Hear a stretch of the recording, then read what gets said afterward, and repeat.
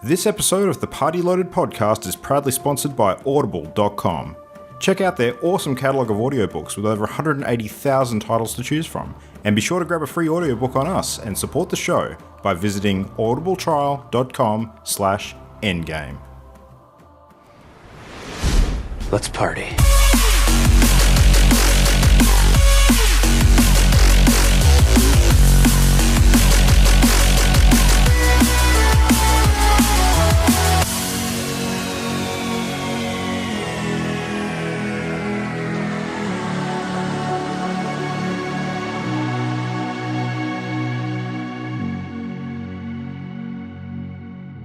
Hello, friendos, and welcome. It is podcast time.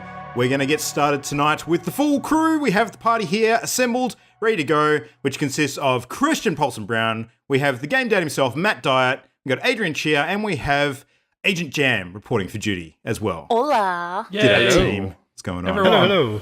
Now, I think, given that we are a show falling under the banner of Channel Endgame, it's only right to point out that tonight is episode 170 on the 27th of March, 1 month out, in fact, from the launch of Avengers Endgame. So, pretty close. Which is cool. And has a bit of relevance tonight. Well, yeah, I was going to say, we actually do have something Avengers adjacent to discuss in the news tonight. So it does have some sort of tie-in, at least.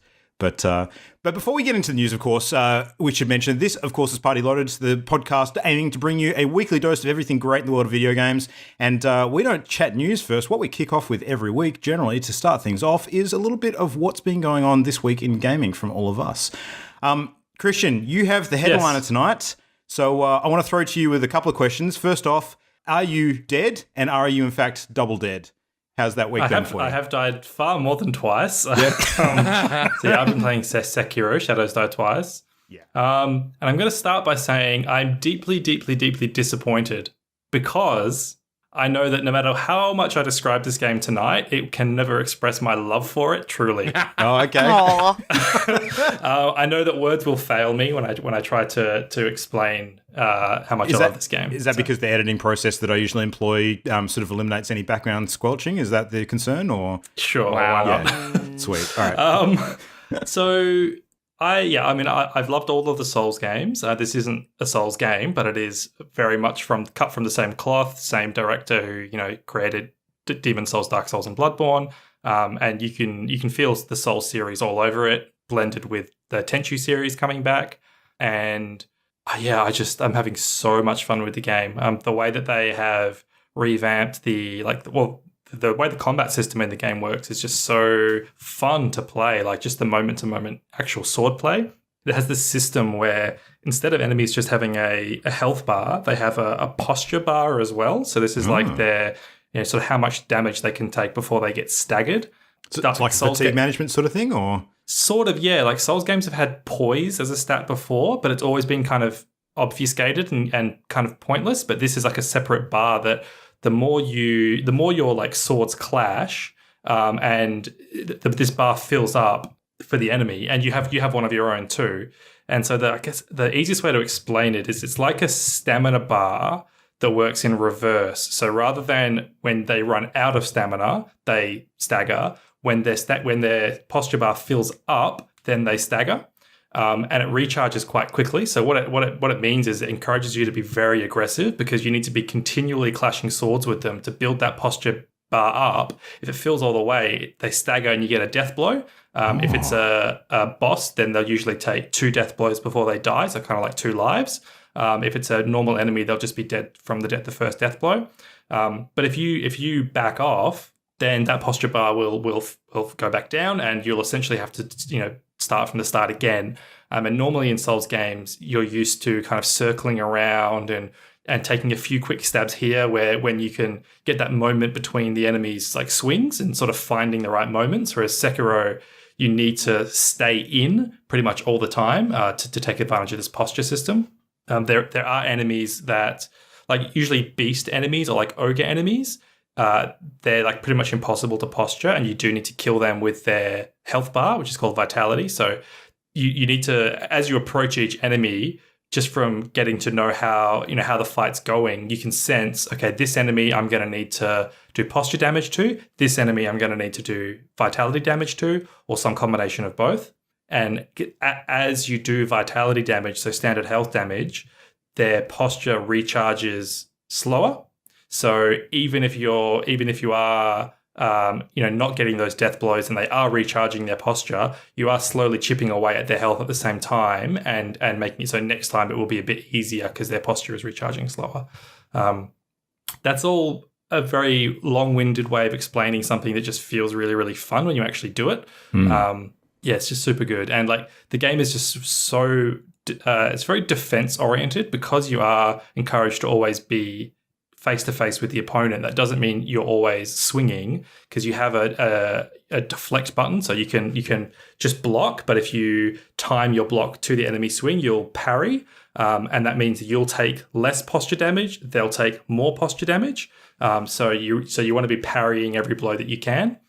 You also have a dedicated jump button, which you've never had before in Souls, and you have a dodge button, which you have always had, but now it's far less useful because you don't want to be disengaging, and enemy attack patterns are a lot faster and more aggressive, and there are a lot of unavoidable attacks that you can't avoid with a dodge. And so when I started playing it, I was treating it more like a Souls game and trying just to dodge and sidestep every attack, but you just can't do it in Sekiro. You need to parry instead. So yeah, sounds amazing.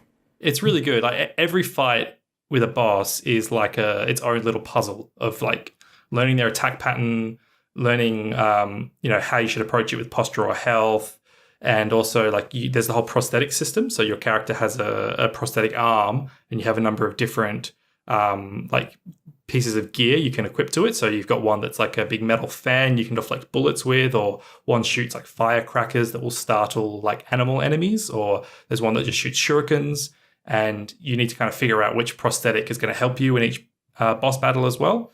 And that's so cool. Yeah, it is really cool. And then there's the game is got you got a grappling hook in the game, so there's a lot of verticality to all levels. There's much more of an emphasis on stealth than there has been in the Soul series, being like a ninja, of course. I also really like that there's no way of really cheesing the game. In the Souls games, you could often sort of farm souls and power up your stats so that you kind of outlevel the enemies, or you could find certain weapons that are just way more powerful than other weapons or certain spells. You only have one sword the entire game in Sekiro, or at least what I've seen so far. So you don't pick up any new weapons other than the prosthetics, and there are no stats. You don't have strength, you don't have defense, you don't have whatever. You're who you are. You can upgrade your health bar, and you can get some flat bonuses to attack and posture damage and that sort of thing. But they come from boss drops instead, or hidden areas. So they're not anything you can farm. You have to earn them. There's only a limited amount. So you're exactly as powerful as the game kind of wants you to be at every step, and you can't cheese it. And I think that's really good. So it's not like Devil May Cry 5 where you sort of learn new moves and things like that. You literally just get to get good as a player. You do learn new moves, but it's really you have one move slot basically where there are skill trees. There's like a skill tree for your prosthetic, a skill tree for sword moves, and there's like a more general skill tree for like ninja-y things. And you get like latent abilities, which are passive abilities. You get one active ability, so one special type of sword swing, like a whirlwind slash or a jumping slash or something like that.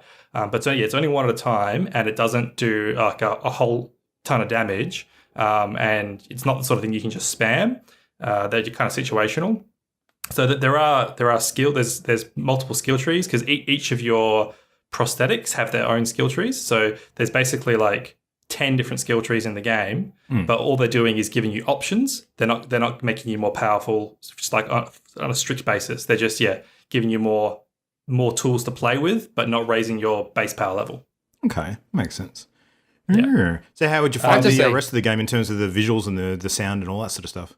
Oh, it's lovely. It's really, really nice. I'm playing it on PS4 Pro, and even though I don't have a 4K TV, but it does downsampling, so it does render the game at 4K and then downsample it to 1080p, so that helps it look even smoother, helps with anti-aliasing and that sort of thing. So it looks really, really nice. Sound design's always been great in Souls games, this kind of brooding atmosphere. It has the kind of similar dark medieval tone, but being Japanese this time. So sort of creepy Japanese ghoulies and ghosts and that sort of thing. But yeah, that's really nice. It has more of a traditional story than Souls games do too. So there are cutscenes with dialogue, and you are a specific character instead of being a creator character. So that's a bit different for the series as well. I keep saying the series, but it's not technically part of the series. I have to say, I'm really, really excited to see game developers actually breaking down the design of it, because I was reading a little bit about the game mechanically, and it's one of those games that I will probably never play because I have never been good at the Dark Souls games. I have never had fun with them, but I love that design of you have to be aggressive, but the thing that gets you killed is being greedy. And that's super interesting. Like the fact that there's the thing that you're balancing is this fine line between being aggressive but not too aggressive, because too aggressive is what gets you killed. And there's not really many games where it kind of works that way. I can think of one straight away. Is Teenage Mutant Ninja Turtles: Turtles in Time. Whenever you fight, or any kind of side-scrolling beat 'em up, actually, any kind of game where you play a side-scrolling beat 'em up, whenever you come across a boss, the pattern is always punch them until you know you're about to get hit in return, and then stop. And if you get too greedy, you get pummeled by the boss. Yeah, and that's true. It's always been the case in the side-scrolling beat 'em up. The bosses always have that. You can't just punch them for as long as you want. You always have to know when to back off and stop being greedy. So that's what it reminds me of. About Sekiro is the fact that basically every character in that game it works like the boss does, right? Yeah. Like that's super cool. Except that one of the things that makes Sekiro so unique, or like so different to that style of game, is that it's such a mixture between defense and offense. So because there's such an emphasis on parrying, your parrying is offensive still because it's doing posture damage to the enemy. So you need to mix. You don't just spam attacks until a certain point and then like move away or something like that, or then block. You have to do damage through blocking until you stagger them, or like figure out how you're going to approach it between like a number of different ways. So it keeps it very like diverse the way you actually fight. Like there's one enemy in particular where actually swinging your sword at him conventionally is like a death sentence. The way you beat him is by exhausting his, like he'll attack you in mad flurries with his claws, and you have to just constantly do perfectly timed parries until he'll basically like stagger himself.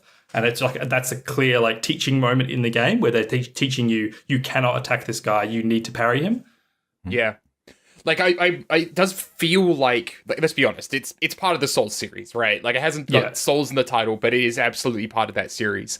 But it feels like a natural evolution after Bloodborne, because Bloodborne did away with a lot of the more defensive stuff and was basically like, if you want to win this game, you have to be more aggressive. And, so they got rid of a lot of the shields and everything and put a joke shield in the game. I think I talked about the videos that Bomber Guy did before, talking about the shield in Dark Souls games and how Bloodborne, kind of solved that problem. But Sekiro feels like a step forward from that even. Yeah, I feel like Bloodborne, that sort of philosophy in Bloodborne only achieved like kind of half of what Miyazaki wanted to achieve. And like that health regain system where doing damage would regain your health in Bloodborne, I feel like that wasn't as at the forefront, as it was intended to be. So this does feel like an evolution on that for sure.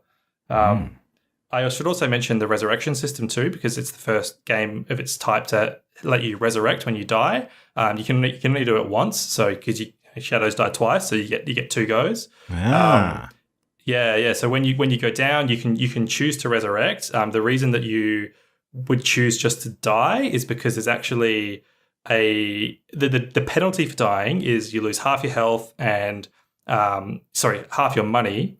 lose half your money and half of your experience that you've gained, because you do gather experience that you cash in for those skills. But also there's something called dragon rot. So in the story of the game, there's like this mysterious disease which is spreading through the land called dragon rot, and it's kind of like a leprosy sort of deal.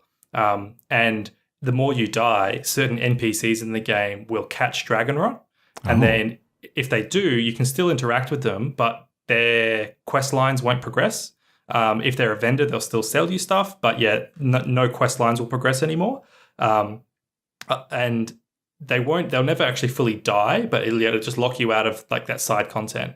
You do get items. There's a limited number of items that will cure dragon rot, which I was actually kind of stressing out because one of the first mini bosses in the game, when I was still like learning, was just killing me over and over and over again. And I got like 4 or 5 NPCs with dragon rot. I was like getting notifications for NPCs I hadn't even met yet telling me they've got dragon rot because I was dying so much. And I was like stressing out like, shit, like I feel like this isn't fun for me at the moment because it's so punishing. But then when I discovered that you can actually cure it completely, like every character gets cured of dragon rot with the use of one item. And I've got like 6 of those items so far and only needed to use 1. Right. So it's not actually too scary, but it is kind of always in the back of your mind where like you can't just die 100 times with no penalty. So that makes it interesting. And you can't save scumming your way through that kind of thing at all? Nope, no Souls games, and this Sekiro never had saving. It's all just auto saving and like straight away auto saving. So. Oh shit! Okay, well I'm not going to play this game late at night when I'm falling asleep. Then I'm going to do it when I'm wide awake. Yeah. I actually did pick up Sekiro to play myself as well, and I had every intention of getting to it before we recorded tonight, but a little something distracted me very, very heavily, which I'll talk about very shortly. So, yes, I just want to say one last thing for Sekiro, and I should, in all fairness, highlight any negatives that I found. There's one negative, which is they've committed a crime for the Souls series where there's certain enemies in the game that you need to use a consumable item to be able to damage. And there's a very, very limited number of those items for the first 90% of the game. And that feels crap because like I had 2 of these items and then I popped one, started fighting the boss and then died. So I resurrected, popped my second one and died straight away. And then that was it. Then I couldn't attempt to fight that boss anymore until I found more of this item. And that took me hours. So with a game that is so much about practice and studying enemies and having another go and dying and having another go, it felt really bad to have so much pressure on consuming these temporary items. And I think that they really should have balanced that differently by either giving you more of this consumable item or making it so it just gives you a damage buff instead of making it like the only way to damage these enemies. So right. Yeah, that makes sense. Small thing. Sounds good. Yes, I will report more next week. Yes, I hope to join in on the conversation as well. I'm looking forward to it. It's I don't have a lot of Souls experience. This is going to be very, very new for me, I suspect. So completely different. Have you not played any Souls games, Luke? I've played a little bit of Dark Souls 3, but that's it. I actually own Bloodborne as well, and I have every intention of getting to that this year, but it is on the list. It will actually help you in a way because this game punishes you so hard for playing it like a Dark Souls game. Like that was the hardest lesson to learn, was to stop dodging, stop waiting for openings to attack. Like you need to unlearn what you have learned. Yeah. I suspect that there's other games that I've played that have sort of gotten me practiced in the whole dodging mechanic that might still cost me that by, learning to do the wrong thing. Horizon Zero Dawn being a good example, because that game very much teaches you to dodge and sort of evade and not really commit up close too much. But we will see. It'll be interesting. All right, well, let's throw to Jam now. So, Jam, you weren't here last week, so you didn't get to join in on the big Division chat. But you've played some other stuff as well in the meantime, so why don't we kick off with that? What's going on with other things? Yeah. Well, Astroneer released last month 1.0, left early access, and I jumped back in the last week or so with Memo and Mark, and it's adorable. There's more to do in the world. It's still super cute. The science has all been upgraded. I'm still figuring it out. We're in the early days, but it's nice to have a little cute game to faff around in. It's still as adorable as... Like, I'm constantly taking screenshots. You've seen some of them. Yeah. I can't help it. I'm very tempted to play this as well. Yeah, Yeah. looks good. It's neat. And the new terrain tool is really cool too. It helps you flatten things out where you need to or make ramps. So yeah, that's fun. It's I'm comfortably distracted by other things though. Beat Saber released the new music pack. Was it last week or the week before? The Monster Cat pack with Yeah. new 10 songs. About a week, I think. Yeah. So good. It's so good. I'm playing Expert Plus, and also Ollie dropped that he had secretly purchased a PlayStation 4, a PSVR, and the game a month ago just so that he could get good and beat us. So once I added his new PlayStation account, I saw all his high scores, and now I'm like, shit. All right, Christian, I we need gotta- to add Ollie onto our friends list, and we need Yeah. to beat his ass because I do not want that Yeah. dude lording this shit over us. This is not going to Destroy happen. I'm still him. in Beat Saber hibernation until winter. Okay, cool. Fair. We'll get It's to it. very difficult. Our last 2 games in Expert Plus before I'm like, wheezing a whole bunch. So, I mean, good cardio, right? Yeah. Some fitness is good fitness. But the thing that has been distracting me the most the last couple of weeks is definitely the Division 2. I'm sure Luke went on and will continue to do so, but I didn't hear last week's rant. It's as good as he said it is, I've decided, because I love it. I love it. It's everything that was wonderful about the first game and more. They've improved so much. There's so much to do. And one of the things I've been most delighted with, I think, is the environmental design and the mission design is superb. It all feels so right. The only cheesy thing is they highlight things in yellow to say, oh, wait, you can climb up this. Did you realize? Just as that tiny visual cue. Everything else, the way everything's designed, it feels really organic for a major city that's just been going through hell for a year plus. Yeah. I hit 30 last night. Yeah, we've got one more mission to run you through before you get to. Yes, I've proper done 2 endgame. out of 3 strongholds. Yeah. So I'm not properly in the end game content yet. I can't wait to hit that and Dark Zones with the crew. Every main mission I've done has been with friends. I've deliberately waited till others were online because I think that's where the game particularly shines. It's just wonderful when we all manage to destroy the bad guys together. Yeah. Oh, we were rinsing through fools last night. Yeah. And then when I'm playing by myself, I'm exploring. I'm doing the side stuff. I'm parkouring because I'm like, oh, what's over there? Oh, I think I can get up there. Oh, cool, neat. What a crate. Oh, special loot. Yay. So, and, decorating and also photo mode. I see something neat in the environment. I stuffed up last night. I went through this corridor and on this rubbish bin, it was a dusty surface, and in the surface someone had drawn a love heart, and there were 2 rubber ducks kissing, sitting there, and I got all giddy with excitement and tried to set up my photo mode and accidentally bumped it and they rolled off. So there's just these amazing little details that the designers have put in that make it feel like, oh, someone's been there, instead of just garbage. There's plenty of garbage. But there's just little moments of, oh, civilization. Yeah. So, yeah. What you're I'm mentioning loving as it. well kind of leans Absolutely into loving the destructible and mutable nature of the environment as well, like knocking dots off a shelf. Like the other one that you showed me, which I was stunned about, was there were some light fittings in one of the rooms Yes. that were in one of these museums, and you could shoot the light fittings off and leave the globes intact and then shoot you the shoot globes. the glass, shatter the glass, and then, shoot the individual globes. So I made a habit of grabbing my pistol out when there's no enemies around and seeing what I can shoot after discovering in the first game that you could shoot the nesting dolls Yeah. and then shoot the next nesting doll and then the next and the next until they got really, really tiny. I just thought that was the most fascinating choice. Who the fuck to goes into program this that level little of detail? detail? Oh, I love it. Game developers. Yeah, I know. I love it. It's Pretty much. So yeah. This is not an I have isolated to- case either. It's all over the place, this kind of thing. Yeah, So, it's incredible. And I have to bounce early tonight because I played too long last night and I'm wrecked.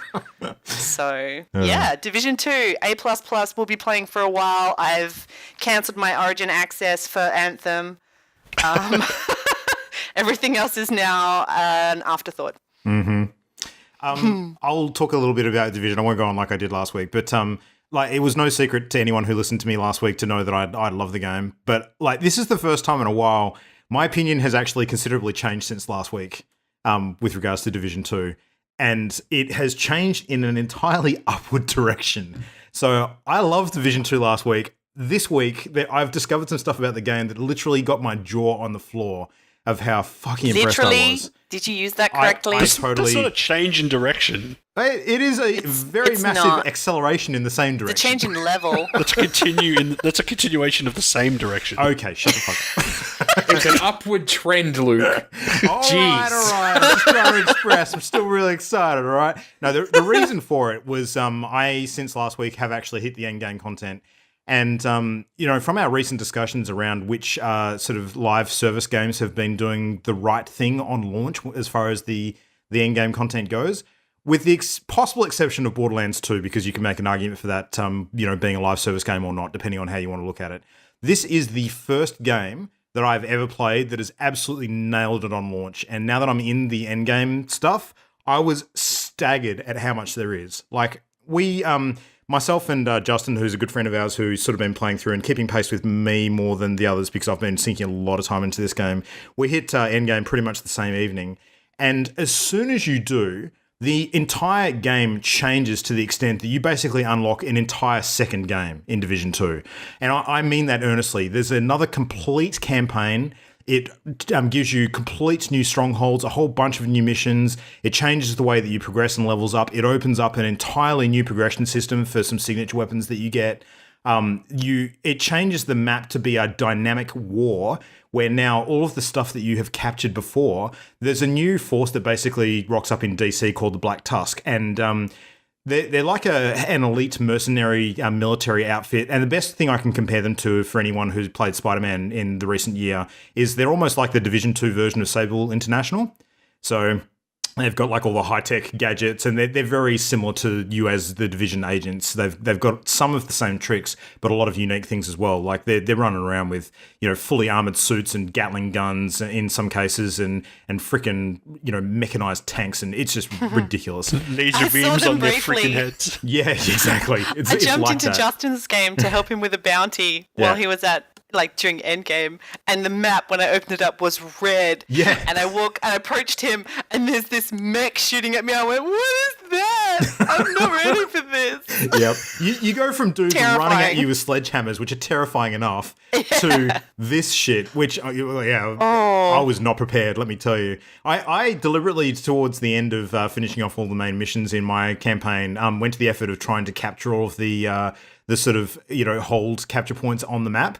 To sort of finish off the map as best I could. As soon as I hit endgame, the whole map turned red, and it was like, no, you don't, motherfucker. We've got this city. You have to take it back from us. I'm like, oh my God. So you kind of have to start over again. But you are given good tools to do it. The world ramps up in difficulty as you complete each section, because you actually have to sort of go through 4 and 5 when it releases later this year, different world tiers, and you have to up your gear score to be able to sort of access the next tiers and complete these boss level sort of missions to be able to unlock them. But there's just so much in there. There's new characters that open up, new sort of elite bounties. There's story elements to all of this as well. You unlock new sort of echoes and sort of phone recordings around the map that actually sort of tie into the thing that's happening with the Black Tusk. The amount of content is just mind-blowing. I've never seen a game do it like this on release, and the fact that there's more coming throughout the year just fills me with so much joy. I'm going to be playing this for a long time. I've not gotten sick of it at all. So it sounds like it kind of redefines Endgame. Oh, yeah. That's crazy. It's brilliant. And we had one brief evening where the four of us who were playing regularly all managed to get on at the same time. Ollie was much lower level, but it scaled him up. It's not super effective, the scaling system, but it was enough to, we could keep him alive. Playing with 4 people, playing with 4 friends was phenomenal. Yeah. The way we strategized and ambushed folk, and I can't wait to do that more often. Yeah, I'm easily 50 plus hours in now, and I have barely touched the Dark Zone. I've not even tried Conflict, which is the PvP sort of team based sort of combat you can do. And there's several areas of the game that I've barely explored. Underground, I've hardly touched. Yeah. Important question: did you explain our clan? Last week. Go ahead, Jam. I created a clan for us. We are called the Denominators. Because it's division. It's so bad. I love it. Jam, I got to admit, to You said nominate division. you, I do bitch. like that. I came up with an alternate Nothing name, is which beneath I us. kind of like a little bit better, but I don't know. We're kind of stuck with denominators now. I would have gone with Red Fraction, personally. Boring. Lame. Anyway, They're both pretty good, actually. yeah, I agree. I'd come up with some mitosis pun, but Yeah, don't have it at the moment. more of the science angle to that. I get it. Yeah. So, yeah, anyone who wants to know, like, is the right time to play Division, like, after it's sort of warmed up in a few weeks' time? No, the answer is it's right fucking time now. Join us. Do Join it. us. Join us. Join us. Join us. Yeah. One of us. Pretty much. Yeah, in fact, if you want a clan invite, hit us up because I'm sure we can make that happen. Absolutely. Playing on Yeah. PC. So, Yeah. we can do the thing. Slight performance hiccups I've had that hardly even bother me because I'm so absorbed in this game. Yeah. A couple of sound issues, a bit of chugging.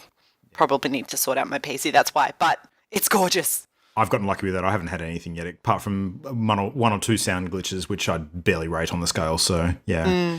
Yeah, all right. Well, enough on that. Let's throw to Matt, because you've been playing something pretty cool and interesting this week, based on something we learned. So, yeah. So before I get to that, I feel obligated to mention Destiny now because you've been talking about Division so much. I feel offended, honestly. I'm missing Destiny. I kind of regret not being able to spend more time on it, but it's just such no contest at the moment. It really is for me difficult because Destiny super has its hooks into me again. And like this past week, like I keep on thinking, do I go and pick up the Division and put Destiny on hold again? But we did some Gambit Prime with a group of 4 of us this past week.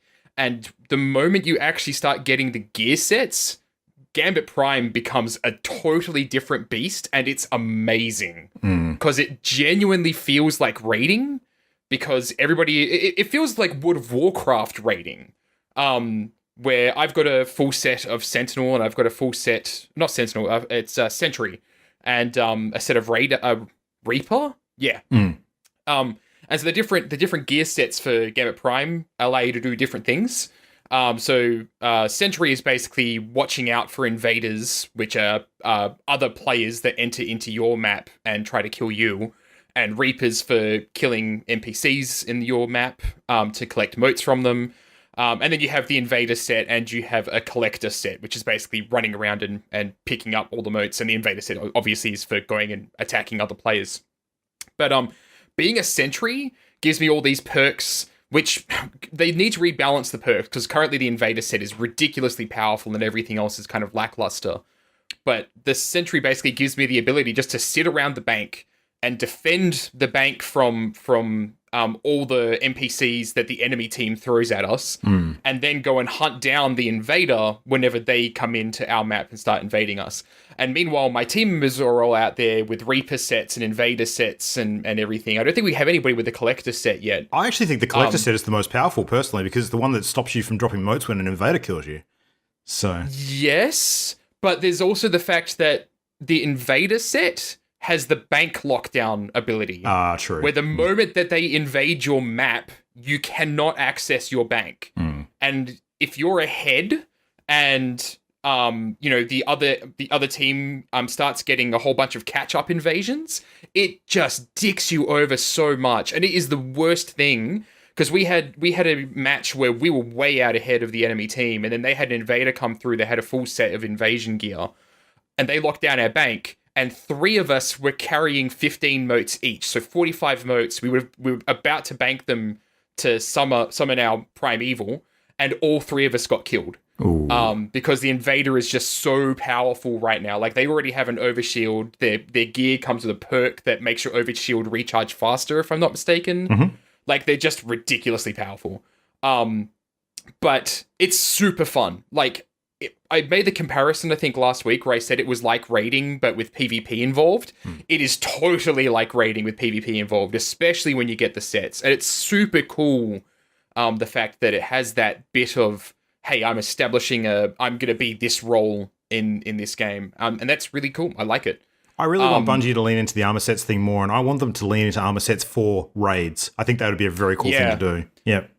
They've been talking about it a lot. Like, they were talking about their logic behind how they did the Gambit Prime sets, and like, it's really exciting where I kind of see them taking things in future because they're yeah, like they've got a lot of big ideas, and they really are very keen on the idea of every set having its own random roll, so that you can get a piece of, you know, that Gambit Prime gear and be able to wear it and do cool stuff. But then it encourages you to keep on playing the game because, hey, you may not have the exact roll you want, and it's super easy to go out and try again to get another piece of it. And the events to do that are super fun. It doesn't feel grindy at all.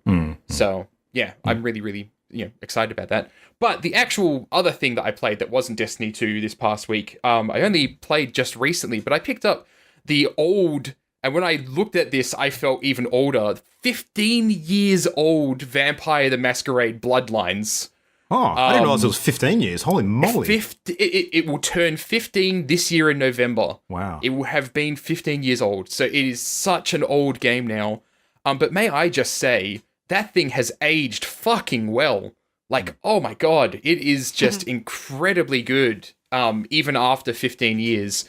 Like, even graphically, it's like, obviously, it's a 15-year-old game, but it's not terrible. Ollie's a huge fan of this one. He's spoken about it at length before. I think it's one of his favourite games out there, actually. And it's running on the original Source engine, if I remember rightly. Like, when I say original Source, I mean, like, Half-Life 1 Source engine. Wow.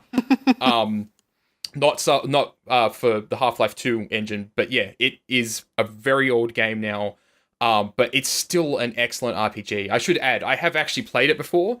I picked this up because Vampire the Masquerade Bloodlines 2 was announced. So this is a bit of news that's bleeding into our This Week in Gaming section. But yeah, Paradox announced it, and you know, it's on the way out from a very small, little-known development team who had a part to do with the Chivalry, Medieval Warfare, and Blacklight, which is like a free-to-play first-person shooter game, if I remember rightly. But yeah, so I started playing Bloodlines because I'm like, hey, well, if there's a sequel coming out, you know, I want to kind of refresh myself on what made me love Bloodlines so much. And I used to play it all the time as a kid, and I totally see myself going through and playing it all the way to the finish, because yeah, I'm playing it. I started off as a Tremere, I think, and then people in the stream chat were talking about Malkavian, and that was my vampire of choice when I played it back in the day, because those were the ones that were crazy. And the artistic ones, aren't they? The super... No. So the Tremere are the artistic ones. The Malkavian are the crazy ones who speak in essentially riddles. And nobody understands what they're saying, not even you. And yeah, it's a ton of fun. Like I swapped over to Malkavian, started playing it, and very non-combat-y type spec. I've had to kind of level up my combat ability as I've gone along. But the game's still really excellent for role-playing. Like it feels like the only way it's really aged is that our modern RPGs have a lot more options and feel much, much larger than Vampire the Masquerade Bloodlines did.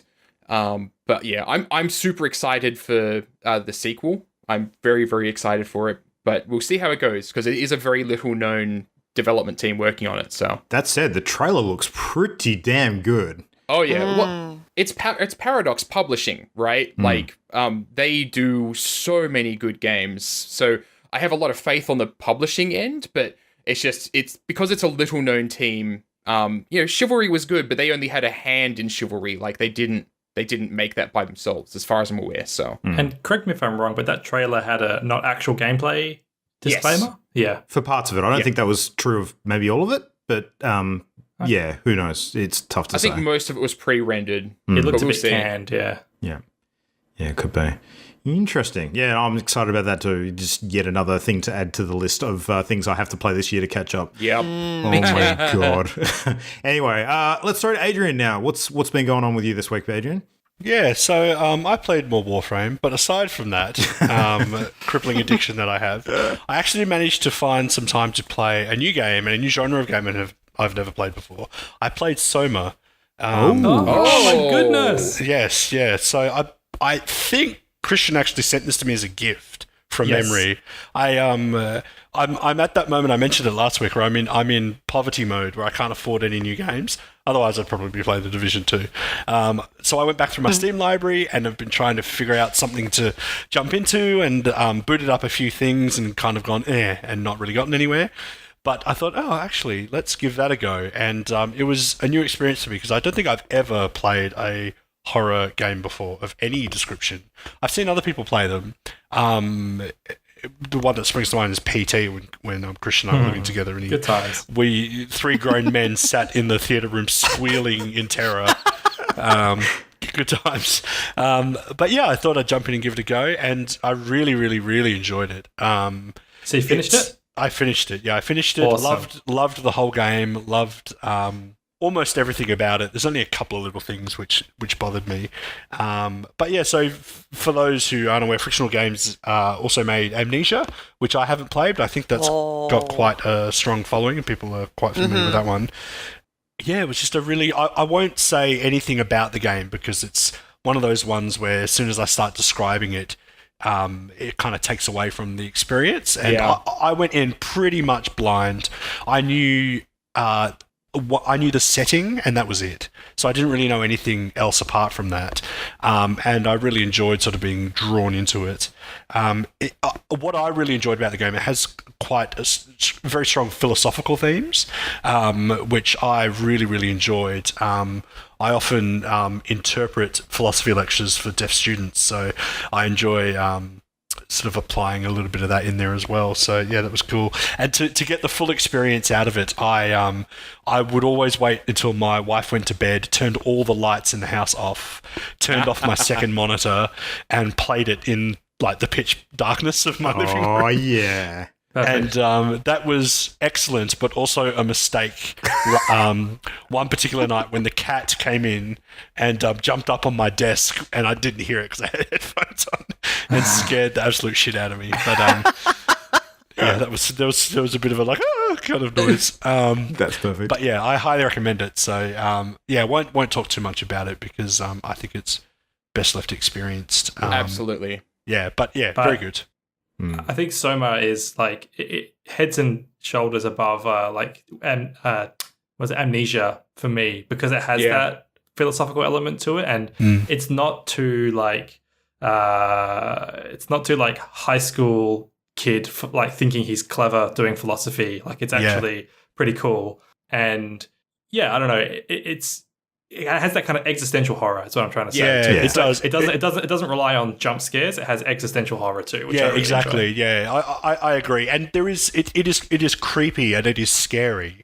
But there's, like you say, there's a deeper underlying psychological fear through the game that comes not just from having to play sort of on the back foot and avoiding sort of monsters or anything like that. There's sort of like this crushing weight on the player as you go through the game, and you kind of feel the kind of, as you say, existential dread kind of set in, which I kind of enjoy because I'm quite a nihilist myself. So I did enjoy that. And there are choices in the game. The only one that I'll say, which isn't a spoiler per se, but the one thing that I really enjoyed was the way the game presents choices to you and whether or not they matter. That's what I really enjoyed because I played through the game thinking one thing, and then when you finish the game, you're kind of presented with the ending, and it's not what you expect, and the choices you make don't always dictate the way the game is going to end. So it plays with expectations, which I really like. So in a way, it's kind of meta. It's layered in a meta fashion where not only is the game psychological, but even the way you play it can be a little bit psychological as well, and I really enjoyed that. Awesome. The one on two the endings. The two endings to that game are fucking great. Yeah, and I totally agree as well. Like the scariest thing about that game is not the monsters, and that's what makes it so excellent. Yeah. It is my sincere and undying wish that one day a horror game of this caliber comes out that none of us have played yet, and we can somehow manage to get all of us in a dark room together to experience it. That'd be good. It would be amazing. But until that day comes, we will have to switch over instead to some news. Okay, bye. Now it's time to hear some gaming news. Time for some gaming news. All right, so in the news right now, so the Nintendo did another Nindies showcase, and there's not much to talk about here. I say with a list of like 20 games. Yeah. It has been a big week for these kind of things. It's been good. Yeah, like there's so many things they announced, and like the biggest complaint I heard out of the showcase was basically that it felt too packed.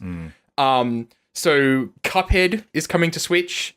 Overland is coming to Switch, which is a game that I'm super excited for. My friend Pedro is going to Switch. There's a game called NeoCab, which looks really, really neat. There's a game called The Red Lantern, which, Adrian, you should look that up because that one looks really cool. It sounds like right up your alley. Oh, okay. It's a dog sledding roguelite I'm resource management game. Adrian. You lost Adrian at dogs. Really? Yeah, I'm not a dog guy. Some this is going to turn off people from the podcast. Some might say I hate dogs. I'm not a dog person. Well, it's a roguelite, so that's why. Cat sledding doesn't work as well, so. There was a game called Darkwood, which I didn't see a trailer for, but it seemed to have been announced on their Twitter account. Katana Zero, Rad, Creature in the Well, Bloodroots, Pine, Nuclear Throne, Swim Sanity, Blaster Master Zero, Stranger Things 3, the game, Cadence of Hyrule, which is super interesting. Man, I was so excited to see this. What the fuck? Yeah, Right? it's by far the thing I'm most excited about. So Cadence of Hyrule, the full name of it is Cadence of Hyrule, Crypt of the Necrodancer featuring The Legend of Zelda. What the fuck? I don't remember the last time Nintendo let one of their massive franchises out to play with like a relative unknown indie. I mean, Crypt of the Necrodancer is a popular indie, I guess, but it's nothing like Mario and Rabbids. It is nowhere near that kind of level of team up. So it takes a lot of faith to leave them with that IP. And Super Crate Box, which is a game that I think I've already seen around a lot as well. But it's a huge list of indies that they are showing off at that showcase, and like huge props to Nintendo for putting them like at the forefront in their own little showcase, because that is so valuable for those indies. Yeah, it'll be interesting to see how things go. But the Cuphead being on that list is super interesting in the context of the Microsoft stuff recently. I have heard that Cuphead on Switch performs pretty much the same as the PC version, but has a bit of an issue with load times between levels. So I guess they do have to sort of sacrifice performance somewhere. It's better that it's there rather than gameplay itself in a game like that for sure. But I don't know. I guess experience may vary depending, but it's still great. Still very, very big news. Yeah. No, it all looks really good. Man, 10-year-old Luke is super happy about how much ass Nintendo is kicking at the moment, even though Reggie is no longer here to kick it for them. All right, well, speaking of big game presentations, the other big thing that sort of got announced and then very, very quickly happened, we didn't even get to mention this last week, was PlayStation came out and said that they've got a new format for doing their presentations after we've heard virtually nothing from them since E3 last year. So just as a reminder, there was no PlayStation Experience late last year, which is something they've done annually for a little while and then all of a sudden didn't. And of course, we know they pulled out of E3 this year, so we were all sort of left wondering, when's PlayStation actually going to sort of pipe up and say what they've got in the hopper at the moment? Turns out that time is now. It happened real fast. So they're going to be doing these state of play presentations a number of times during the year. We don't quite know how many of them they're going to be doing. I would hazard a guess to say they're going to be seasonal, so maybe 4 for the year kind of thing, but who knows? They could do more or less depending on whether they've got big things to announce or if it's just their sort of, every 3 months sort of game catalogue. But the standard format for them is very similar to what Nintendo do with the Nintendo Directs, and I know that Christian in particular is very happy about that format. Definitely. I was so happy to see the State of Play presentation was just game after game after game with like no fluff. Yeah, it was brilliant. Exactly, and they started off pretty strong too. The thing that I liked about it is they actually showed some tiles in the background, and while you couldn't show what was on the tiles, it did give you an indication as to how many game announcements there were going to be. So it did sort of somewhat set expectations with what was about to be shown, which is good. I think setting expectations with these sorts of presentations is always a good thing, and now that we've gotten one of them out of the way, we kind of know what to expect for future ones, which is excellent. But yeah, without necessarily going through absolutely everything they announced, some of the big headliners was they opened up with it was a very VR-centric presentation. They opened up with a new Iron Man game, which is going to be an Iron Man VR game, which was a pretty strong way to open. I'm not sure what this game's actually going to entail, though.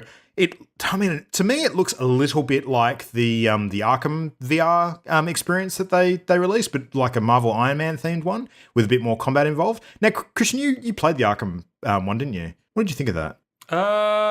It was a demo for PSVR, but nothing more. Nothing it more. wasn't. Okay. Yeah. This looks like it's more of an actual game, but still, I have concerns. I wonder how on rails it is. Yeah, and how much it actually has in the content. So yeah. But I think it'll be bigger than the Batman one, at least. Yeah. I like the look of it. I think that from the trailer, it looked probably a little bit simple and static. My biggest problem with it is that I can't take Iron Man seriously if he's not voice acted by Robert Downey Jr. I'm sorry. that's true. The voice is a bit weird, isn't it? It's very weird. Yeah. Yeah, interesting. I don't know. I think that, ever since VR in general was announced, one of the first things that was crossing a lot of people's minds in terms of what they expected was, we can be virtually in like an Iron Man suit style heads-up display, and that'll be cool. Yeah. And now they've finally actually done the Iron Man game, years later. So it's about freaking time. But yeah, no, that's super cool. So there's also some other interesting announcements. We saw a new trailer for Mortal Kombat 11, which actually got me interested in Mortal Kombat, which was an achievement. So that was the thing. Very cool looking game called Concrete Genie, which looks like a sort of adventure RPG involving painting sort of dynamic art on walls of buildings that kind of lights up with its own life, and you sort of transport inside and out of it, which look bizarre. Looks cool though. A very cool sort of sci-fi style game called Observation, where it looks like you are the space station and a whole bunch of people are sort of inside doing stuff. I've got no idea what that looks like, but man, that intrigued the hell out of me. Observation, you play as the AI on the space station and you try to work out what happened to the astronauts, and it's by the developers that made a game called Stories Untold, which is basically this collection of little puzzle adventures that there's a plot twist that with that, but I won't spoil it, but it was fucking excellent. And so seeing this and the kind of creepy vibes out of it, I am so down. It looks amazing. It's a good take. I like it. Different angle. Yeah. New Tale of Days Gone. I'm actually kind of intrigued by that game, I must admit. We'll see. Crash Team Racing stuff. There was a very cool VR trailer for a game called Blood and Truth, which looked like probably the most in-depth VR story action kind of game that maybe we've seen yet. So I'm very curious to see what that thing's like. Five Nights at Freddy's, who gives a shit? But the big one for me, at least, was the big announcement that the next big update for No Man's Sky that we talked about last week, Beyond, is the second big component of it is that No Man's Sky is finally coming to VR, and it's going to be on PC, sort of via the devices available on PC for players, and also PSVR as well. And No Man's Sky, for me, has always been a game that I thought this would be freaking mental in VR, and now it will be. So there you go. And our friend V, I'm sure, is very excited about this being the No Man's Sky fanatic that she is. So, yeah. It is also, like, we can't understate it, that it is so impressive that they are releasing that VR update as part of their big update for free. So if you already have No Man's Sky on PlayStation 4 and you have a VR headset, you can now play No Man's Sky in VR and PS4. And it's not a separate game. It's all part of the same game. Yeah. I want nothing else than for No Man's Sky to turn into like the newer, better version of oh damn it, what's the name of the game I'm forgetting about? Giant space game, lots of battles. Elite Dangerous? Eve Valkyrie? No, bigger. EVE Online? Yeah, EVE Online, that's the one. Yeah. Yeah. I want it to turn into that, but better. Like with actual, VR I don't know. stuff. I think it's lacking spreadsheets to be able to do that. Maybe that's a good thing to lack. Who knows? Yeah. So that's a super cool thing this week. PlayStation's State of Play presentation. So looking forward to more after that. There you go. So last week when we discussed Google Stadia, I mentioned that I was really curious to see how Apple and Amazon were going to respond. And there's some news out of Apple this week, which clearly, because of the timing, isn't a response to Stadia, but it is kind of announcing their intentions as far as games go. So they've announced Apple Arcade. It's going to be a subscription service for Apple devices, like ranging iPhone, iPad, iMac, iBook, everything, and Apple TV as well. And it's going to be a subscription that you pay each month, and it gives you access to a library of games, kind of similar to Xbox Game Pass. And they're going to be games which Apple is actually getting a bunch of exclusives, and they're working with developers to make games for the Apple Arcade. So it's pretty interesting. They haven't announced any hardware for it yet, so there's no equivalent of like the Stadia controller. So it's kind of remains to be seen whether they're going to support any third-party controllers or whether these are all going to be games which need to work with touchscreen. They've announced a whole bunch of partners that they're working with, in covering some pretty big names too. Like they've got like Sonic Racing on it. They've mentioned Platinum, which is near and dear to my heart. They've announced Hironobu Sakaguchi, the creator of Final Fantasy, is working on a game for it. And Disney, and there's a Lego game exclusive for it. So a lot of big players getting involved. How much they are going to commit to the service remains to be seen. But yeah, pretty interesting. I think it will help to sort of refine the choices when it comes to games in the iOS sort of ecosystem, because I think at last count there's about 300,000 games available, and that's just a ridiculous number to pass when you're looking for something. It definitely seems like Apple's attempt at kind of saying, okay, game devs, you can give up on getting people to pay a price for your game on the App Store. Like this, if you want to release like a quote unquote sort of more core game on like an Apple device, this is how maybe you should do it instead of trying the App Store, unless you're doing like something for free or in-app purchases. But I don't know, that's just my reading of it. There's also a game that you might be interested to, Adrian, which is Beyond Steel Sky, which is the sequel to Beneath the Steel Sky. So it's an old point and click I know you like. So that'll be this is like a fully 3D one. Oh, interesting. Yeah, no, that does sound good. Yeah. So it's worth pointing out there are 500 new games submitted to the Apple Store every day. Wow. Yeah, that's nuts. Every day. So yeah, there's a lot. Yeah, a lot of crap, unfortunately. Yeah. I am not overly confident in how good that deal is going to be for game developers, especially indies with the subscription, because like they already struggle to get by on sales. Like, how the hell does that look when it's a subscription model? And, one thing I hope it is not is based around time played by people. Yeah. Because that would be shit. Like, it would just encourage people to, basically make games that are in a model to, basically keep people on a repeat cycle and just, make things very, very hard to get in terms of quick wins and things like that. There'll just be crap loops designed to keep you in the ecosystem and keep playing for as long as possible. Yeah. So, because I mean, like musicians complain about how Spotify treats them and how much money they make off of Spotify. The last thing we need is a games version of that. yeah, So. totally. Yeah, I maybe I'm giving Apple too much credit, but like it seems like part of the reason this even exists in the first place is to try and make things better for devs, like because they could just keep everyone playing, keep throwing people into the pit of the App Store, but they're trying something new at least. So Yeah, maybe Apple and games have never mixed particularly well. So I don't know. Yeah. Something that has mixed really well with games has always been Nintendo. And there's some rumors out of Wall Street Journal who have been pretty on point before with some predictions and rumors that Switch is going to be getting 2 new redesigns later this year. This exact rumor has cropped up already, but it seems to be getting more detail and more reliable. So the speculation is that one will be a higher end Switch with enhanced features. You could maybe imagine more processing power, better battery life, maybe better screen, and that the other will be a cheaper version that's thought of as like a 3DS replacement. So maybe more durable, but no rumble in it. Maybe even you can't detach the Joy-Cons. Seems like the 2DS thing that they did with the 3DS, a more kid-friendly model. Yeah.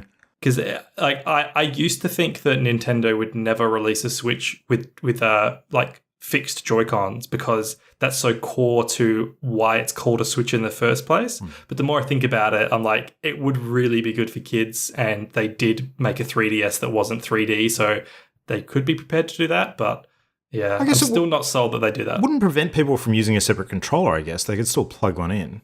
So Yeah. True, yeah, exactly, yeah. So you'd still dock it and play with a Pro controller. Maybe you could even buy separate Joy-Cons if you wanted. You just couldn't detach the Joy-Cons that come with it. yeah. The only problem is that like a lot of games are pretty close to unplayable without the detachable Joy-Cons. Because like the most recent Super Mario is just like, I tried playing that on the plane when I was flying back over from Melbourne, and it was unplayable because there's just so many abilities tied to waving those controllers around that you don't get a key binding for on the actual controller. So I don't know. Yeah. But yeah, that'll be interesting to see come E3 whether this proves true and whether I can be convinced to buy another Switch. I probably can be. I think I could be. Yeah. And then the last piece of news I'll cover just quickly, something else near and dear to my heart. So a while back, Atlas announced a tease for Persona 5R, and they've confirmed they put out a new little trailer. It's called Persona 5 The Royal, or The Royale, sorry. And the trailer was just a short little clip of a young girl being asked a question about whether she supports the Phantom Thieves, who are like the cast of Persona 5. She's saying that she doesn't like their methods and she doesn't think that's the way to change the world. So it kind of sounds like she doesn't agree with the Phantom Thieves. It could be that you work with her in the game to change her mind, or she could be some antagonistic force. There's literally no other details. And they've said that this is basically a tease for a future announcement. So Atlas are officially the worst at teasing for teasers, because it's just crazy.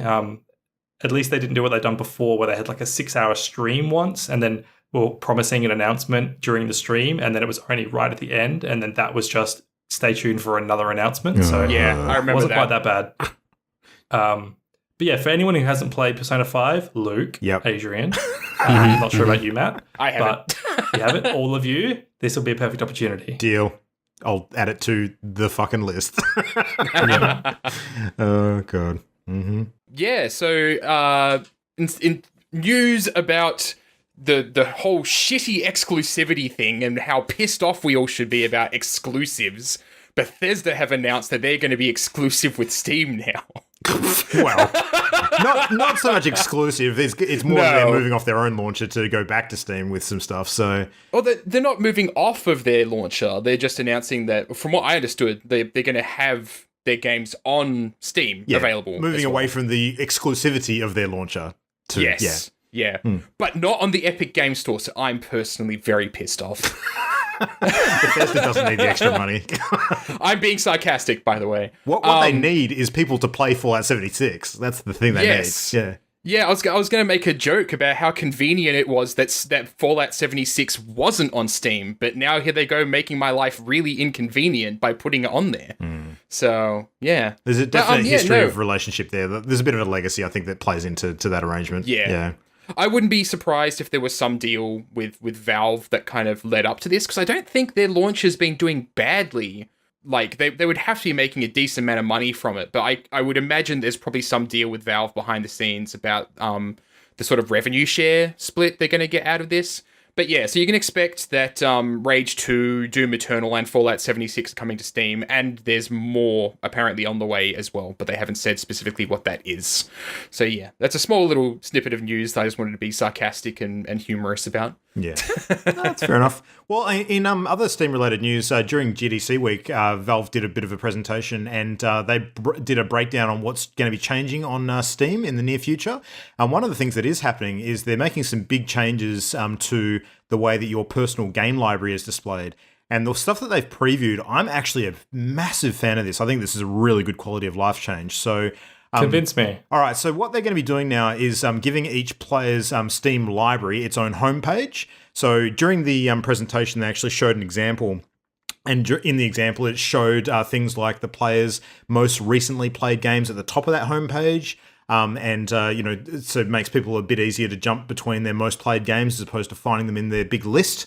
It also made it clearer where a Steam user's friends, what they were playing at the time and highlighted them. And it also brought up to the top of the sort of view games that had recently had updates as well, or new content added. So things like that sort of gives it a bit more of an elevated view in terms of priority in the way that your Steam content is curated on that homepage. And aesthetically, I just think it looks a lot better, a lot neater than just having everything arranged in a list. And it's got the graphical sort of representation tiles of each game as well. And it all sort of integrates into that one view, like your friend activity and things like that too. So I think it's a big improvement. I think that what Valve are really trying to double down on are the things that still make them the preferred game launching service over the Epic Game Store. I mean, Epic's obviously picking up a bit of momentum with some of the deals that they've done, and the exclusive deals that they've done. There's been some good and bad landing ones in terms of the public reception of those. What they did with Metro Exodus did sort of garner a bit of criticism with how close to launch it sort of happened, and the people who had previously pre-ordered the game on Steam created a bit of a mess. But I think they've learnt from that, or they're going to be a bit more organised in future. But the one thing that the Epic Game Store is still severely lacking in the contest against Steam is features for their app. Yep. And it's becoming more and more obvious. They're getting ahead of the curve now and sort of announcing their roadmap for sort of implementing some of those things over time in 2019. But Steam's still way ahead of the game in terms of what they can offer on their actual tools. And I think they know that, and they're going to start leveraging that as much as possible. So it seems like a smart move. I think it sounds really risky, actually, personally, because the Valve, the Steam, just simple alphabetical list of all your games with no big panels or anything getting in the way. That's been there from the start. And it's so familiar and comfortable that I personally I can't think of any system that's more convenient for me than just listing all my games alphabetically. Well, I know exactly where everything is and where to find it. I should be clear that is still there. So the way they're doing it is there's collapsed headers under different game genres. So there'll be a collapsed area where you can create a group for, say, RPG games, or you can create a group for single player games. And I'm pretty sure that these are groups that you can create yourself to sort of collapse down the view a little bit. But yeah, you kind of have the best of both worlds, is my understanding. So. Yeah, so literally it is that view you can actually currently make using categories, and that is literally what they are converting over. They're not actually taking this is the type of game it is. It's a strategy, so we're going to categorize it that way. You can actually see one of the screenshots. It literally has a category that's games to play with Ricky or something like that. So it's clearly a user-made category. And whenever you select that category, it brings out a big window where you would normally see just a bunch of freaking text and a play button on the current Steam interface. It's replacing that whole section with just a summary of everything you have in that category, your top played games, your installed games, and everything from there. It'll be interesting to see though, because how am I going to navigate to the games that I haven't recently played, or the ones that I haven't got installed but I want to play? Yeah. They haven't really shown that in the interface. That's the big concern that I have. Yeah. Another feature that they're adding sort of just prior to this one is they're putting in a new thing called Steam Events as well. So it's a page where you can actually see examples of games that have events coming up. So things like holiday events, developer live streams, like the thing that Digital Extremes does for Warframe. Bonus weekends that offer XP bonuses and things like that. Competitive events, like if there's any big tournaments coming up, that sort of stuff. So a bit easier to track what's going on with your favorite games through that as well. So yeah, I mean, all up, I think that they're good ideas, and I'm happy about anything that adds more information or more options that are not in a confusing manner that you don't have to pay extra for or anything like that. So yeah, I'm looking at the pictures now, and I think it looks ugly as sin, and I hope that I hope that there's just still a list of all your games in a neat little panel, a neat little sidebar, because that's all I want. Yeah. So fair enough. All right. So in some other news, surprise, surprise, talking about Warframe, they're celebrating their 6th birthday on the 27th of March, technically today in Australia, probably tomorrow in the US. And yeah, it's a big deal. So Warframe's been around for a while now, and it's getting stronger and stronger every day. They've nearly reached 50 million registered online users. That's massive. Coming up to their 6th birthday, which is even crazier, bigger than even I thought. So that's awesome. And in true Digital Extremes fashion, they're doing some giveaways for their birthday. So anyone who logs in for the birthday gets a free skin for their ship and a free skin for one of the Warframes. Yeah, there's just some really impressive numbers involved, and they're happy to celebrate it. So one thing that pops up is people tuning in for their live convention announcement. The original one back in 2017 had 16,000 views. The one in 2018 had 413,000 views. So they've listed that as a percentage increase of 2,481%. So Whoa. that's quite an increase in engagement. So I'm sure they're quite happy about that. Yeah, so if you play Warframe, log in, grab some free stuff. That'd be cool. The other news that caught my attention is just today, I think it was. Yeah. Way Forward has announced a new Shantae game. So we've got Shantae 5 on the way, which I'm quite excited for. I've played all the Shantae games. Even the most recent one, Half GD Hero, which I think was actually the worst, but still played it through anyway, so I'm excited. I'm excited because it looks like from the teaser image they've shown that they're shifting back to more of the original art direction, which I think most people enjoy more. The Shantae 4 had more of a sort of simplified, hard-edged kind of kids' morning cartoon look to it, while as the art that's been shown for the teaser has more of an original kind of anime feel, which I think people prefer. And I'm excited because listeners would know, but Shantae is my wife's name, so I get to play a video game with my wife in it, which is the narrative that I'm sticking to. Nice. And maybe that means she'll let me buy it. Yeah.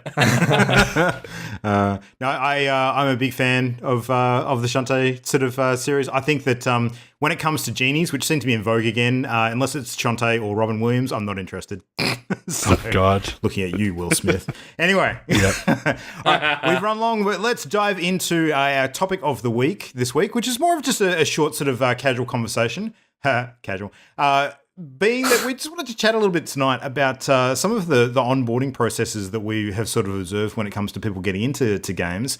And we want to talk a little bit about what actually brings someone who's maybe a bit of a casual gamer into what we would consider to be, you know, more of the core video game hobbyists around the place. You know, so turning someone's dial up a little bit more in the direction of the hardcore, a little bit more away from the, you know, I just play games with my partner, or I've, you know, played one or two games in my life kind of thing. So, you know, taking them the next step up. We've all had people in our lives that we wouldn't really consider gamers. You know, they've maybe experimented or you know, dipped their toes in, you know, once or twice in their lives, but what is it that we think is, you know, some things that we could introduce them to, or some games that we can necessarily point them to that might actually change that and get them interested in becoming a bit more invested in the hobby? So, How to get people to join our cult, basically. that's exactly what we're talking about. Yeah, the answer is obviously Warframe. I mean, no, I'm sorry. Yes. My mom would love Warframe. Oh, man. Well, totally let's would. start with a logical sort of question. When we're talking about like someone who we would consider to be a core gamer, what does that mean to you guys? Like, how would you describe a core gamer? So, do you think you're a core gamer, or do you think you're something else entirely? What do you think? I think that a core gamer is somebody that has gaming as a hobby, basically. Like, it's the sort of thing that, okay, I've just had a day at work, I'm going to come home and I'm going to sit down, I'm going to play some video games because that's what I do to relax. Whereas I think a casual gamer doesn't really do that. Like, they basically, you know, they might pick up a game every now and then, you know, they might have some Facebook games that they play because, you know, one of their mates sent them a notification that they needed some help with some mission in Farmville or something like that. Or, you know, they might play on their phone on the train if they're super bored. But a core gamer is somebody that's going to be picking up the hobby fairly consistently and fairly often. Okay. Yeah, I agree. I think that when it comes to a lot of like labels, one of the most important things for me is always, what does the person define themselves as? Like, Yeah. a gamer for me is pretty much anyone who like says they're a gamer can be a gamer. That's fine, but like having it as a hobby too is definitely part of that. But yeah, anytime that gaming is not just like a time killer, like you're saying, Matt, where it's just like flicking it out on the bus. Just to pass time. When it's a dedicated activity that somebody participates in, and then if they want to be like considered a gamer, then that's good enough to be a gamer for me. They don't need to play Dark Souls. They don't need to memorize every every Zelda title. They don't need to do anything like that. They just need to play games, and if they want to be a gamer, they're a gamer. Yep. Okay. What do you think, Adrian? When I heard we were discussing this topic, I tried not to be cynical and I tried not to be negative, but I'm going to enter my negative mode as usual. And I don't like this topic, to be honest. I'll talk about it because that's our topic of the week. But I don't like labels, and I don't like. I'm skeptical of labels, and I'm skeptical of of calling someone a core gamer. I understand that people would identify themselves as a core gamer, but I feel like it's such when you're talking about millions and millions of people, I feel like it's kind of superfluous and kind of pointless to give people labels, or even I find it kind of silly for people to even label themselves as gamers outside the context of their own identity. Like if people are making that claim to build on their own identity and feeling of self-worth, and that's fine. But I feel as soon as anyone ever tells me what their label is, I feel totally disinterested in hearing about it. So I am loath to even try to define what I would consider to be a core gamer or anything otherwise, mainly because I don't really understand the label too well, and I think it's kind of pointless. So I guess that's what we can say, and I think you've made a really valid point there, because there's so many shades of grey between this that, it's not really about the labels at all. What we're essentially talking about is how can we get people more invested in games. So yeah. That's a big line.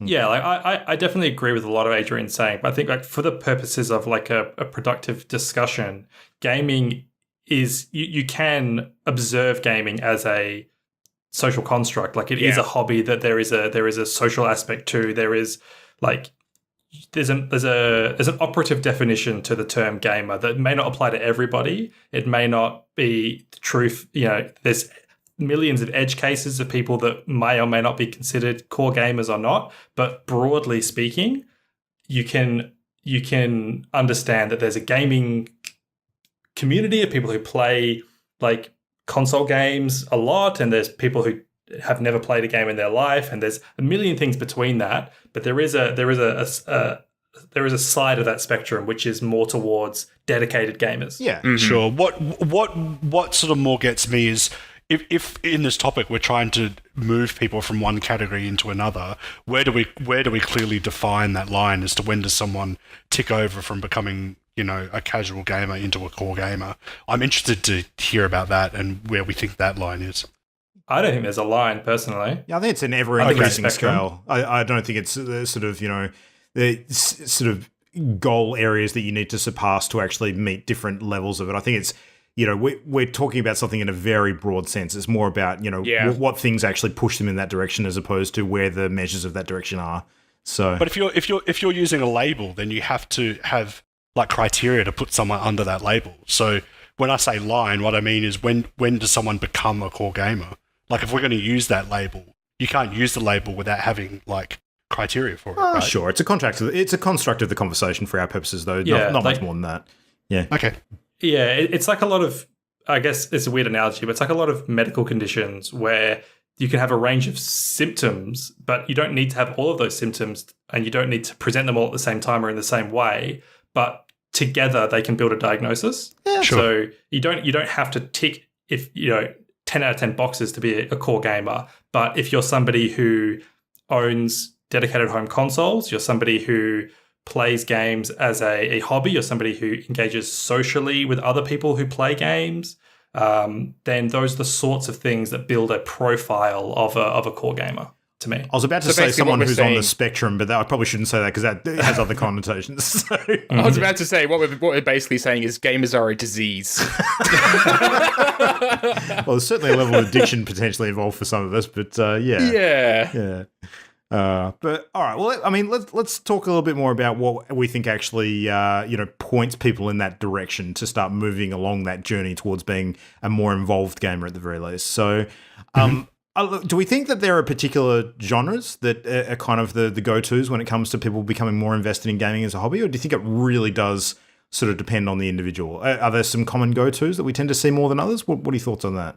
I'm going to say I don't think it's genre-based really at all. Like, for me, this entire sort of process that we're discussing, I think the biggest hurdle is input. Mm-hmm. It's how you actually interact with the game, because there's a lot of muscle memory and practice that goes into even things that we take for granted, like 3D camera controls.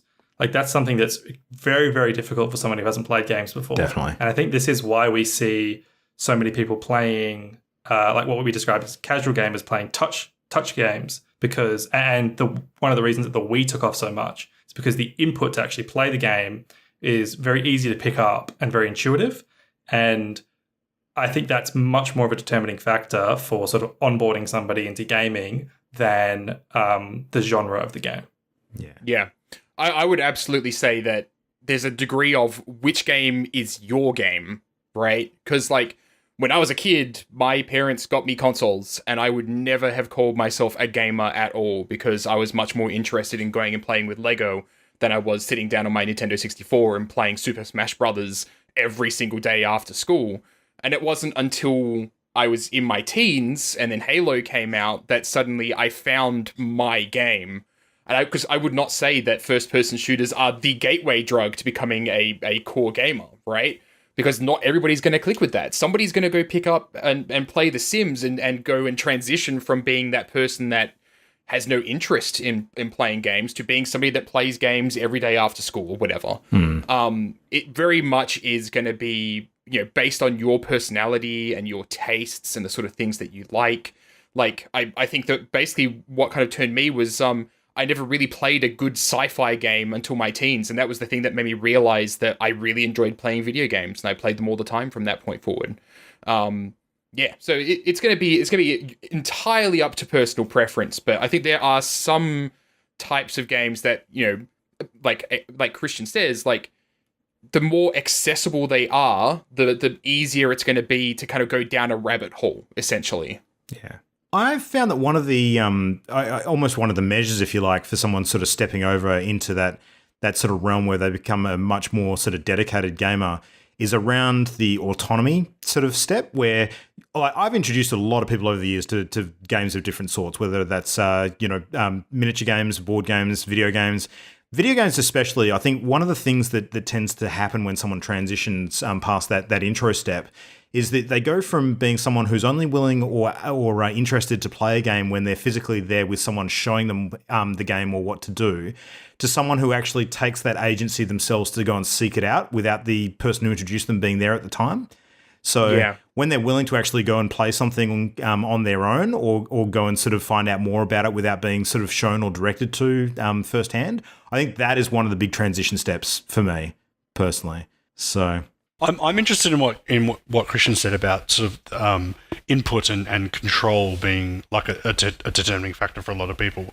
I remember when I was young, probably early teens, maybe 11 or 12, I remember bringing my PS1 round to a relative's place and showing them how to play. It was a platformer. I think it was Tomba, I think it was called. And it was like an old PS1 platformer. And I remember handing the controller to my aunt, and she grabbed the controller like with the bottom of the controller in the palm of her hands and her fingers stretched over the back of it.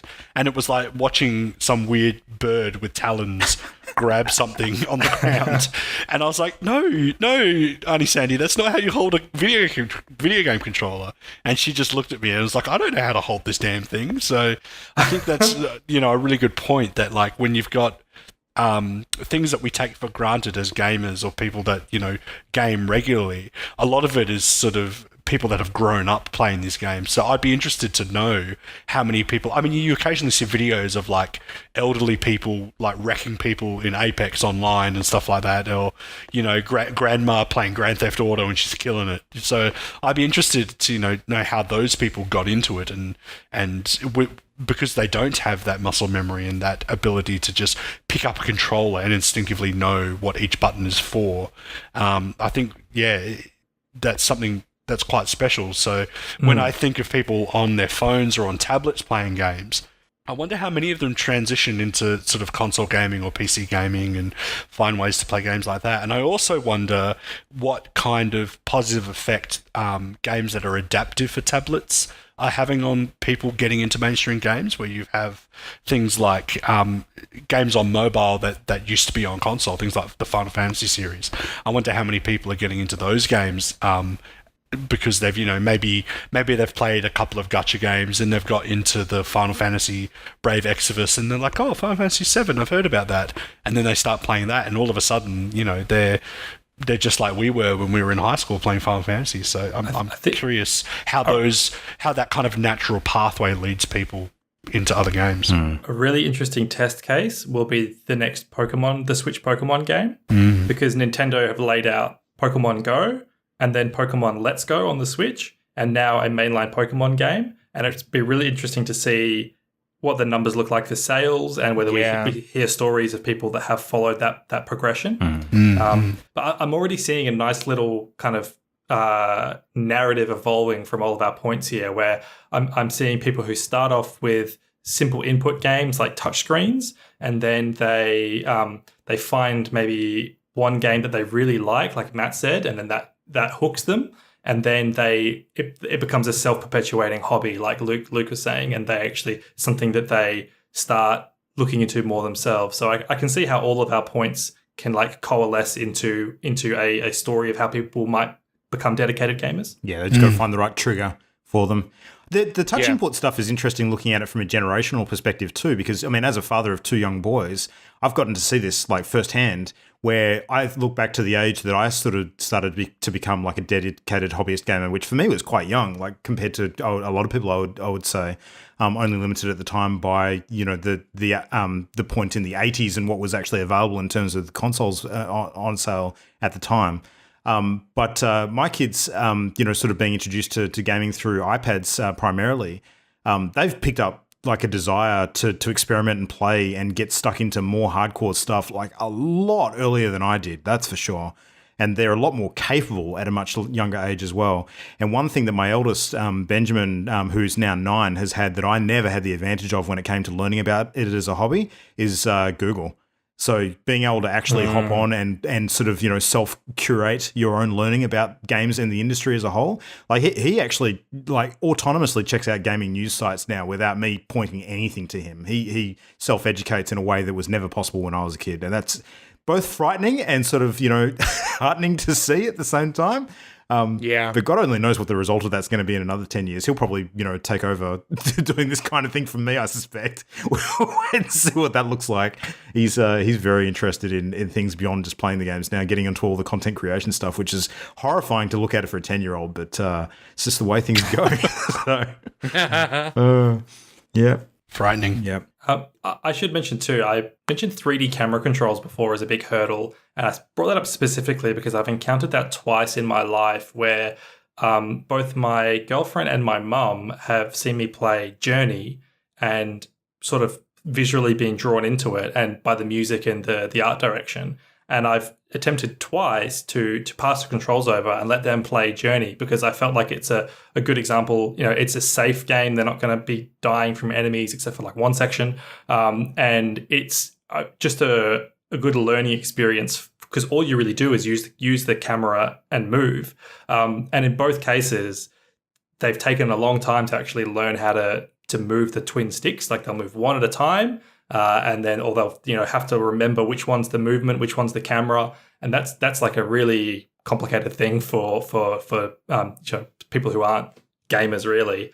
But I do think that is a good stepping stone Journey as a game into 3D camera controls because it is safe, and then like moving from Journey into something like Super Mario Odyssey, where you are applying what you've learned with that camera control into like a more complex environment that's still fun and engaging. So I think Journey to Mario Odyssey is a potential little progression there. Yeah. You learn the controls in a safe place, and then you go into a game where it's not so safe. Yeah, but still not punishing. Like you don't go Journey to Sekiro, you go Journey to Mario Odyssey. God, no. In terms of the inputs that like a lot of games use these days, isn't it weird how much of a trajectory we've been on in the last sort of decade or so? In terms of things starting off really, really simple, where like the original sort of NES and Sega Mega Drive controllers had so few buttons compared to what we've got now with all of our sort of double and triple triggers in some cases, and 4 main input buttons and your thumbsticks as well as your D-pad in some cases, and you just got like a range of things that are quite off-putting to someone. Like as Adrian was mentioning, you give someone a controller for the first time who doesn't know any better, they could hold it really weirdly. But that's sort of gone up in terms of complexity over time. But now we're getting back to that basic stage again, where we've got touch inputs, which are extremely basic in a lot of cases, and we've got things like VR with the the limited inputs in games like Beat Saber, where you literally just have to swing the controller and maybe use the triggers every now and then, and it's not that much more complicated for some games than that. Like things have gone right up in terms of complexity and come right back down again. So yeah. It's weird. There's always been like well, not always, but there's been sort of split channels before. Like when you had the Wii, that was a huge thing, brought in so many new people because of the simple inputs, and that existed alongside more complicated inputs. But I think it's interesting that controller design has gotten so much more standardized over time. Like in the 90s and early 2000s, every like console had its own crazy controller. And they had some stuff in common, but nowadays when you look at like the Pro controller and the DualShock 4 and Google Stadia's new controller, it's all kind of fallen into line into a very, very similar profile. And I think that is potentially beneficial for people who are just starting to learn the hobby, because they can move from one thing to another, and it is more familiar than going from a N64 controller to a PlayStation 1 controller. So yeah, I don't think we're going to see controllers much more complex than what we currently have with the PS4 and the Xbox One. Like, I think they have pushed the limitations of what you can potentially do with a human hand, essentially. But they're still accessible to people. I found it interesting. Like, I played Mario Party with my dad over Christmas, and handing him the Switch controllers, like, he was so confused. And to be perfectly honest, like, I could understand why. Because those controllers are just little rectangular things, and it's telling you to hit this specific button. But unless you have used that controller a decent amount, you wouldn't know what that was. Like, what is the X button? Where is the R button located on a controller where I'm holding the right controller already? Whereas the Xbox One and the PS4, it's like, okay, well, you have L1 and L2, so you have a fair idea that those are probably going to be on the left side of the controller. So I do think that's probably a more simplified thing, but it has become standardized, and I think that is absolutely for a reason. Like, there was probably only like 5 years ago a whole bunch of people talking about all these ways that they were going to, take the current keyboard and make it a more immersive experience by taking away the keys. And they fell flat because the keys feel good to use, whereas tapping on a desk that you've projected keys onto feels like shit. And it's just a thing that feels right when you use it. And there's a degree of, I've learned how to use this tool, but there's also, humans like holding physical things. And yeah, I that's why I absolutely think Nintendo is interesting because they're always experimenting, but I don't think we're going to see, Sony or Microsoft go and change their controller design anytime soon. Like, I'm pretty sure those are going to stick for a long time. Remember the Steam controller? Oh, God. Yeah, okay, there's another good example of, hey, let's try out something new, and just know that the touchpad thing was just weird. Yeah. I do like the touchpad on the PS4 DualShock, though. That's probably underutilized, but it's a big handy feature in some games that use it. Yeah. Well, they use that like a drawing pad almost. Like, you can just literally run your finger across it, but you can't really hold the controller naturally and do that, which is, I think, is the big flaw in that touchpad. Whereas the Steam controller was literally, you were using touchpads to essentially rotate joysticks, and it was just an awful sensation because you didn't know how you were tilting the joystick and how that would affect your character's momentum. Yeah. But you can feel that on an Xbox One or a PS4 controller. Yeah, very true. Yeah, the controls aside, are there any other sort of methods or experiences that you guys have had with sort of, seeing people onboarding a bit more into gaming? Like, you mentioned a couple of good ones already with regards to, I talked about my kids, and Adrian had that experience with, what was your grandparents? Your aunt, yeah. So anything else that you guys have observed which has been interesting? Something comes to mind for me, which I think I've seen like a news article on it or something, where a father with his child basically went back through the history of gaming and presented him, here's an Atari game, here's Super Mario Brothers, here's, a Super Nintendo game, here's a 64 game, and basically kind of weaned his child through the sort of the decades of gaming. I think that's probably quite a natural way to do it, considering it's how we all sort of grew up doing it. Granted, you know, start slow and, you know, slowly introduce new games. I think that would be a pretty natural way to do that, because then you're introducing some concepts, you know, limited by the technology and the inputs of the time. And then as they move on through more recent games, they'd be developing more and more skills and sort of muscle memorying some of that input. So I think that might be a good way to do it. Ramping up. I think that's really good. A really good method, as long as you're picking the right games, of course. Yeah. And I think that the NES and SNES classic consoles help with that a lot. So I had another little experience recently. Sat my girlfriend's nephews down. They're 4 and 6, and figured I could, like, they'd never played a video game in their life before. And I was like, what game can I actually introduce them to? So I plugged in the SNES Mini and booted up Super Mario World, and like let them play that as their like first game ever. But even having them play Super Mario World, I was shocked by how difficult it is. Like, they were falling in every pit. They didn't have that sort of memory. Like, they didn't know that Mario, you had to jump on enemies. Like, that's stuff that you so take for granted, but they were learning the very, very basics of playing a game for the first time. But they still loved it. Like, they still had the time of their life, even though they were dying so much. And I'm really looking forward to, like, in a couple more weeks, I'm going to do that again. And I want to sort of use them as like a little guinea pigs to turn them into gamers. Yeah. Yeah. I think it's really interesting because this is actually something that I've seen others doing. So like Rami Ismail and Markiplier have both had their mothers playing all these, you know, current games. And I think that the way that they are kind of onboarding their parents with these modern games is basically the same way I remember being onboarded with a lot of games when I was a kid, which was playing them with somebody else. And so, like, Rami's there, you know, getting his mum to go and play Final Fantasy, and, you know, it's the one where it's all the dudes on a road trip and everything, and they're having a great old laugh about it. Game to start off with, Jesus. Yeah, exactly, right? But, like, he didn't start her off with that, but it was one of the games that they had played fairly recently, and it was really interesting getting her thoughts about it. But the whole way that he kind of onboarded her and kept her going with those things was by being there with her while they were playing and making it kind of a communal experience and having a laugh about the fact that, you know, she would mess up, but then she'd get better and improve and move on to other games that were much more difficult. I'm pretty sure that Markiplier's mum, he onboarded her with Five Nights at Freddy's. And that's actually a pretty straightforward game to play. Like, there's not much to that. You're basically just looking left and right and then pressing buttons. And that's basically all there is to it. And it's got the jump scare horror aspect of it. But it's quite interesting how his reactions are usually more shocked than hers are. She's apparently incredibly difficult to scare. Like, yeah, so I kind of...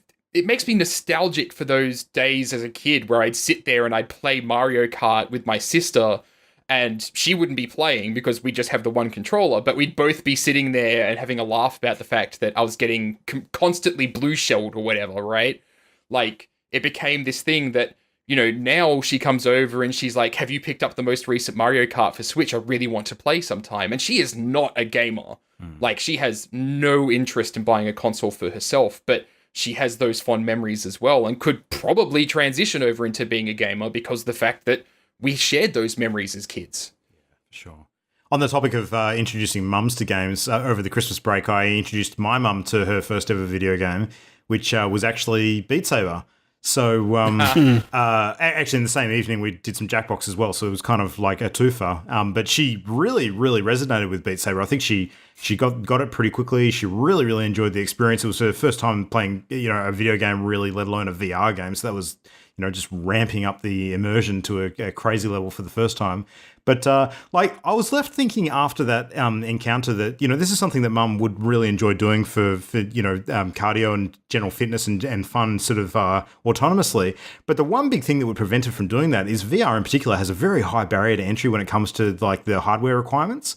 And I don't think that it's easy to expect someone to sort of transition into becoming a more dedicated games hobbyist with that being the case.